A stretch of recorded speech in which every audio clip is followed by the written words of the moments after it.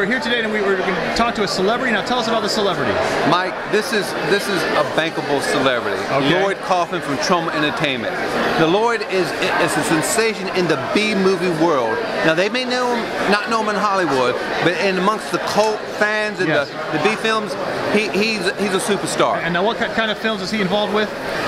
The Toxic Avenger. He's got one called Cannibal the Musical, which was something with Trey Parker and the guys that did South Park. So he's hooked up. I see that they're distributing one called Poultrygeist. Yeah, that's kind of a hybrid of Poultrygeist meets chicken. I don't know. Okay, Yeah, and zombies. It's a little bit of everything. Okay. So anyway, we're getting ready to hit Lloyd Kaufman right now. Mike, as I said, we're shining with Lloyd Kaufman here, and here he is. Lloyd Kaufman in person. That's right.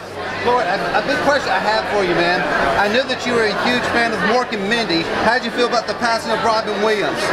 Well, I was very upset by the passing of Robin Williams because he is one of the great philosophers of my era. You know, he wasn't much older than I am. Oh, okay. And I have to say that I think about suicide at least once a day. At least once a day. I just don't have the courage to do it. But he was a great man, and it was very sad to hear of his passing. I heard you talk about a few times in your book about blowing your brains out. Do you think about that quite a bit too? I usually put it blowing my fucking brains out. If you see Terra Firma, that's what the title really was. But you can't say fucking on right.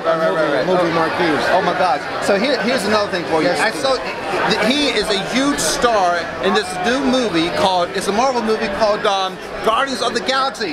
How did it all come about? Because that was such a crucial moment when you're looking up on the steps and there you are yelling. That was a very good. What'd you think about that? Well, I had to spend a lot of time preparing for my role of Prisoner 42. That was the goat fucker, by the way, the interstellar goat fucker. And it was hard work, but I soldiered on. James Gunn approved it, and the rest is history. And of course, James Gunn did write Romeo and Juliet. Romeo and Juliet, and he worked with you on your very first novel, right? Or your book? Yes, James Gunn wrote the first book that I wrote. He wrote it. Yes, the first book that I wrote was written by James Gunn. Lloyd, as far as your art, what in the world are you promoting now? I know you just released another two-part film, and there's any books in the works. What's going on? Well, Return to Nukem High Volume 1 is the first half of the Return to Nukem High saga.